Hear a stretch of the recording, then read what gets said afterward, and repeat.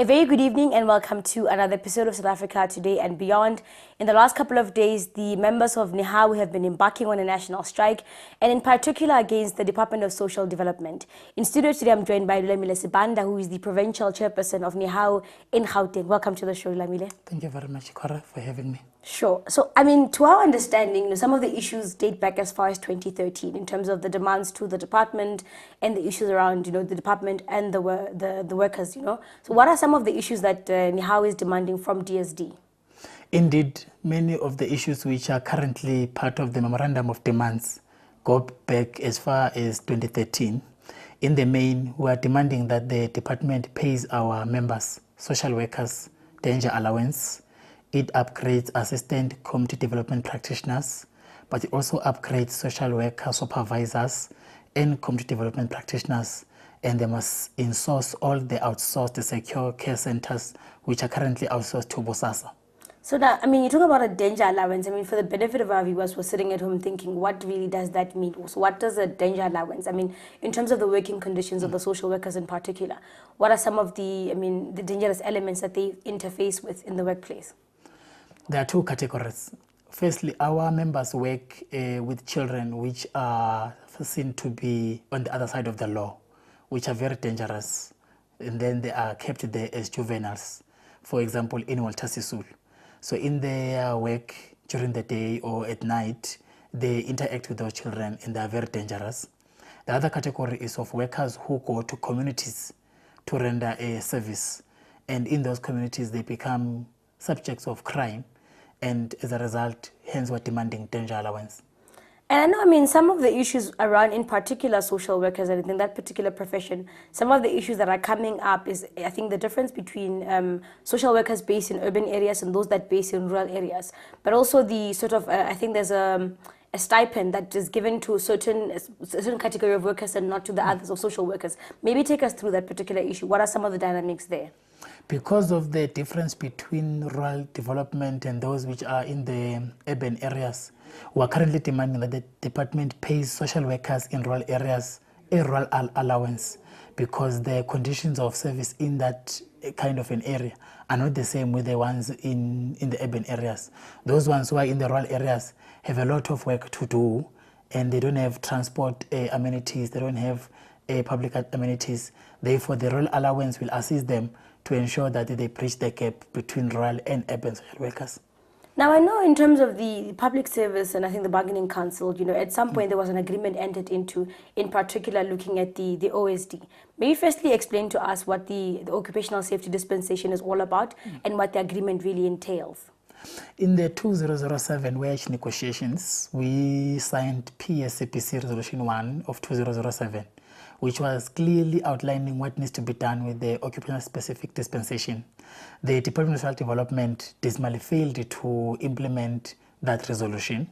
In 2009, we went back to the bargaining council, the Public Health Social Development Bargaining Council, to bring back this demand, and the department signed an agreement. Sadly, almost since 2009 to date, nothing has happened. The OSD was meant to ensure that different salary levels of social workers are correctly applied and paid. Now, also in the memorandum again, there's a white paper that's cited on social welfare. Of course, there's a preceding white paper thereof as well that speaks about, I think, the general working conditions of workers, particularly in the sector that NEHAWU organizes around. Maybe let's take us through some of the elements within the white paper as well and how it links to particular issues around NEHAWU workers. It is obvious that in South Africa, the levels of poverty, unemployment and inequality are very high. And that's where the department spends most of its time working in there. Therefore, at NEDLEC, we have already engaged the parties that we must have a comprehensive social security plan, which is going to cover the vulnerable people who live in South Africa who are not having jobs, who are the elderly, who are the children, who are disabled. And for a very long time, the department and government have not been moving in relation to coming to NEDLEC with a discussion paper. Only recently they tabulated a discussion paper. The discussion paper was tabulated in November 2016, and now we're moving towards a green paper, we are waiting with great anticipation that at the time when it is released, it is going to cover all the other areas which is supposed to cover. Because as things stand, our members who work within the social welfare sector, they get to interact with people who are unemployed, with people who are in poverty, people who are victims of the system. As a result, the workload is too much for them. But if government implements the social welfare system as we are currently demanding it, it will alleviate such a challenge. Sure, I mean, this is quite interesting stuff. And I think in terms of, I mean, I'm just curious, I mean, just outside the issues pertaining to the strike and some of the demands as well, I mean, when members of NEHAW that fall within, I think, the Department of Social Development, I mean, there are very many issues, you know, that do take place. And I mean, a while back, we had a guest in studio when we were discussing the issues around life SCD mania as well. Indeed. And I think the issues around the NPOs that are in communities, and you talk about how, you know, NEHAW members interface in communities, but also in some instances, you know, are then placed in dangerous areas as well. But I'm really curious to find out in terms of the ability of workers as well, you know, in particular, the NPOs, you know, that are based in communities as community health practitioners as well, you know, yes, in terms of the ability to also, I think, re-educate and assist, you know, those who are, I don't want to say patients, number one, but also I think the different kind of people that they, community members that they interface with. I think how far, to what extent, I think, is the ability of members of NEHAW and workers, I think, generally in particular, are able to impart, I think, some of the skills that they learn either at university level, but also, I think, integrating with different number of people along, I mean, in the job space.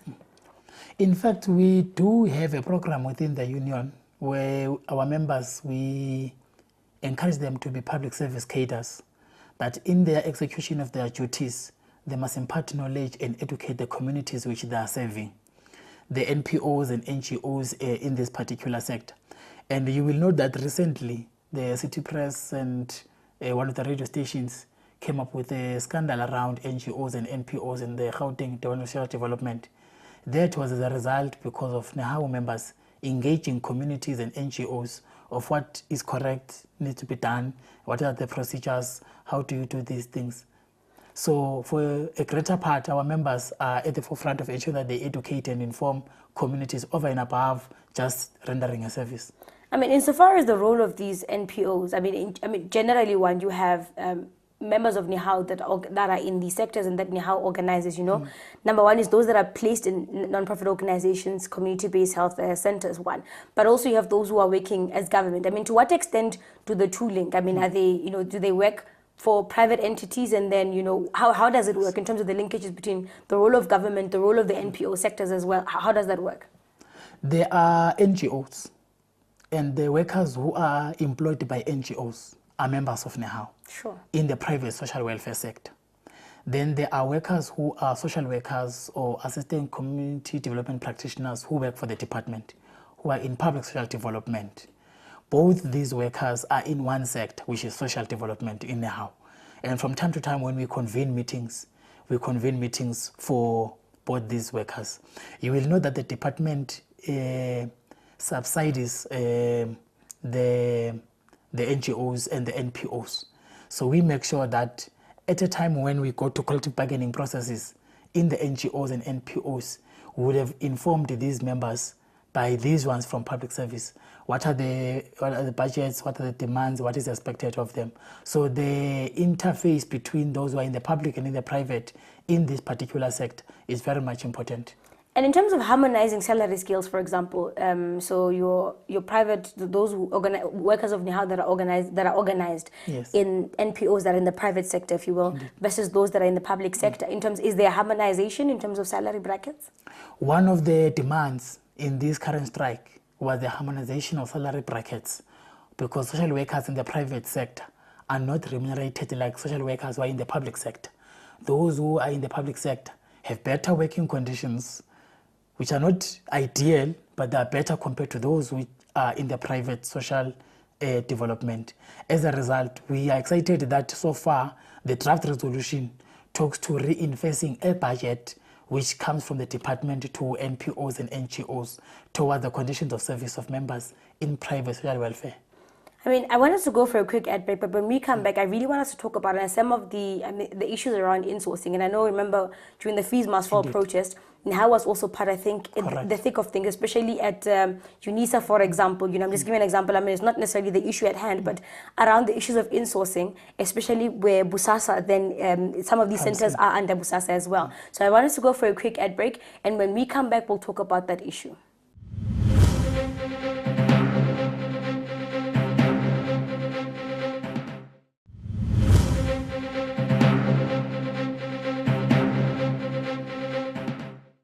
Welcome back from the ad break, and just before the ad break, we're talking about the striking workers of Nihao, especially around the issue of social development, and I'm still in studio with Lulamile Sibanda, the provincial chairperson of Nihao in Gauteng. Lulamile, before the ad break, we're talking about, I think, the issues around insourcing, and I know as part of the memorandum of demands, Nihao is also talking about the role of Busasa in terms of the outsourcing of workers, and that, you know, there's a particular demand there to insource workers that form part of under Busasa and the different centers thereof. Maybe take us through how many centers are under Busasa as well, or in terms of the numbers of workers that are outsourced by Busasa or through Busasa. Firstly, let me indicate that as Nihao, we have a program on decent work, and we have the view that decent work cannot coexist with contract work. Therefore, all workers must be permanently employed. So, as you've said before the ad break, we've done this at UNISA, at VETS, at UGA, and Sefakomaghato University. We are now coming to the public service. In the public service, in all departments where we organize, we prioritize insourcing of outsourced services, be it catering, cleaning, security, or gardening. And in this case, at DSD, Busasa centers are all over the country. It's a national company. Therefore, we are demanding that the outsourced services, which are currently at Busasa, must be insourced, that we employ those workers permanently. But we also bring that service back to the state, because it is when privatization happens that quality public service delivery is compromised. If you look into the example of Life as Itimeni and the current incident which has just happened now during the strike of the 6-month-old child which passed on, the department has capacity to render its service. It does not have to outsource such a service. And when it does outsource it, it costs the department even more. So in line with the field administration commitment that they are going to create decent work, but also build a developmental state that is able to render services, which is capable of rendering services, that demand is raised on those lines, that the state must be able to deliver services on its own and also employ the people who work for the state permanently in line with the principles of decent work. Sure. I mean, you know, the issues around insourcing, and I think a lot of this, the conversation really, I think, was really to a climax insofar as during the Fees Must Fall protest, and, you know, and then the demand to insource workers as well. And we see some of these companies on campuses, your Supercare, your Sevest, and others, you know. Of course, I mean, within the different sectors at universities, you're doing different kind of work at the university, and knowing how also organizes in that particular space as well. You know, I think what then I think has been the progress insofar as insourcing, and I think the demand to insource at universities as well, but also on this particular issue as well. In fact, there has been great progress registered. On the 1st of April, a last group of workers who are in the cleaning department at the University of Johannesburg will be insourced, and that's the last group. So as from the 1st of April this year at UJ, there will be no worker which is outsourced. At Wits University, tomorrow is the 24th. When those guys get paid tomorrow, they will receive their first Wits University pay slip, because as from the 1st of March, they became employees of Wits University. So there will be no fidelity guards anymore at Wits University. So in the private sector, we have done really well. We've pushed in the higher education sector. We must now concentrate on the public service. That is why on Monday, ourselves as Nihao in the province, working together with the Department of Infrastructure Development under MEC Mabul, we will be outlining a roadmap of insourcing the EPWP workers back into the public service, but also to ensure that we have a roadmap to insource in all departments in Gauteng workers which are currently outsourced. We have registered some progress at the Department of Sport, Arts, Culture and Recreation, led by MEC Mazibuko. We think that we can replicate such in all the GPG departments. Obviously, we are going to concentrate on the Gauteng Department of Health, because in all our public hospitals, at the entrance, you will find a private security company. But it's not only security which is outsourced. is gardening, catering, cleaning, and to some hospitals, even laundry is outsourced. Sure, man. But I think that, how he's doing really good work. And I mean, all the best with that particular campaign as well. But I know, the issue of social workers is something that has been quite prominent in terms of this particular strike. So no, but and the issues around the suspension of the scholarships by government, Yes. issues. So some of the issues that are being raised as well, which also potentially, I think, over time to also affect the ability of the country to produce more and more social workers as well. And that's one of the demands that's also pertained in the memorandum as well. So what has been the response of government on that particular issue as well? The department is currently on the process of responding to the memorandum of demands. And at least there is a principal commitment that there is a need to produce more social workers. And for the country to produce more social workers, we must have a deliberate skills development program targeted at social workers, because it is the view of the union that the department for a very long time has not been taking the social work profession very serious. As a result, social workers are not being produced in their numbers. And some of them are leaving this country to go work somewhere else when they should be working here in South Africa. Therefore, from beyond this strike, we're going to make sure that the department, as per their commitment, does have a skills development program to train more social workers.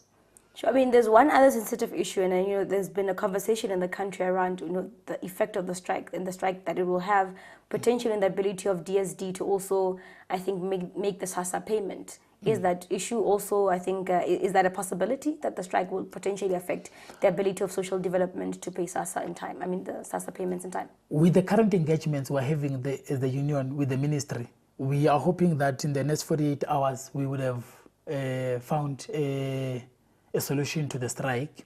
But when the SASSA workers went on strike from Monday, and we're negotiating both for SASSA and DSD, and we're optimistic that there will be no adverse impact on the payment of the grants come the 1st of April. I mean, at this stage, in terms of the memorandum of demands and all the issues that are tabled in the memorandum, has NIHAU and government find any synergy on some of those issues? There has been great progress registered. We had a hugely successful meeting yesterday with the ministry in the presence of the minister herself, where we think that the draft resolution does capture our demands. The only issue is around two issues. That firstly, there should be an agreement on how no work, no pay rule is going to be applied. Obviously, our demand that the management must not implement the no work, no pay rule. But if they do, we would then engage them, negotiate with them that they do it in staggered form, so that they don't take a once-off from the salaries of workers in their April salaries. The second issue is around the implementation date of the demands. So the department would have came to us and say, can they implement it from the 1st of April 2018 because of the austerity measures which the National Treasury is imposing on them.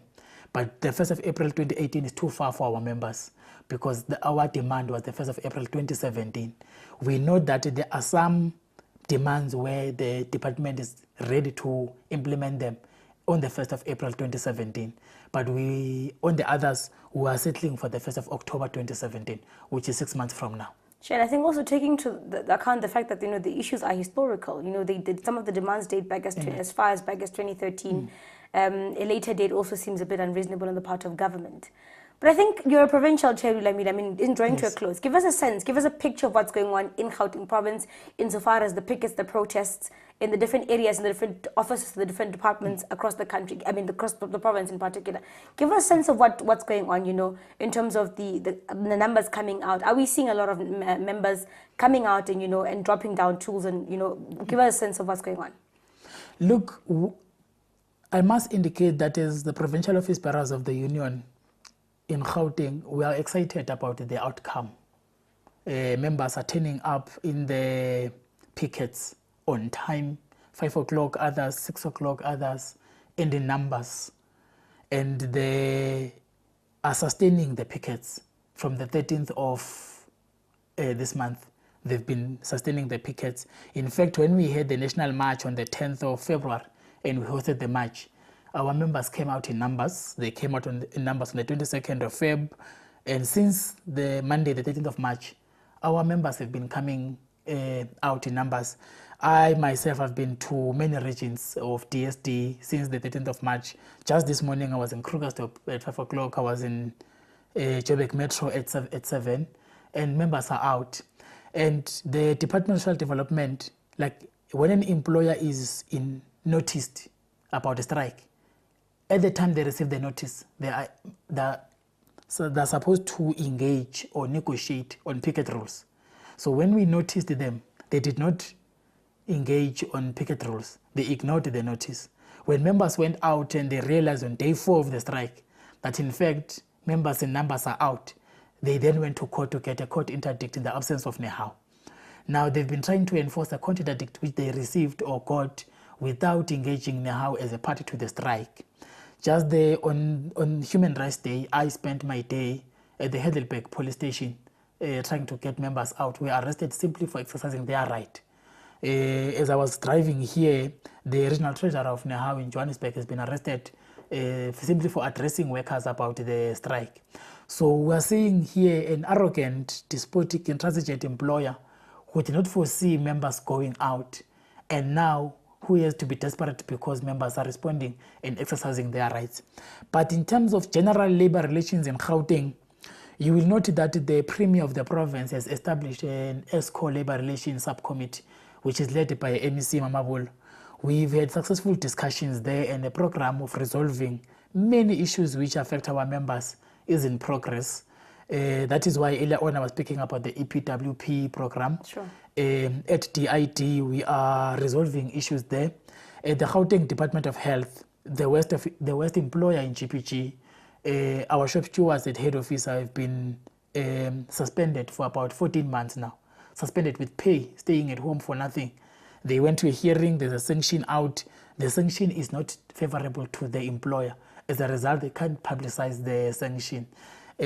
Sometime next week, I will be going to Heidelberg Hospital, where the CEO refuses NEHAW to convene a branch general meeting. So as much as we have done some progress, we are continuing to do progress. There are some elements or pockets of arrogance and intransigence on the part of the department or the GPG in general.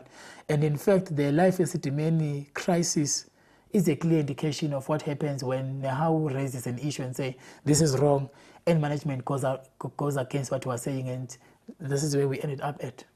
Sure, Lulamile, I mean, that's a lot. I mean, and thank you so much. I mean, for us, it's been quite educational in terms of how the ability of a union to organize workers as well, and the constitutional rights of workers thereof as well. Indeed. I know you've been up since 5 o'clock in the morning, or maybe earlier than that. Thank you so much for joining us from the show up until the evening. Thank you so much. Sure.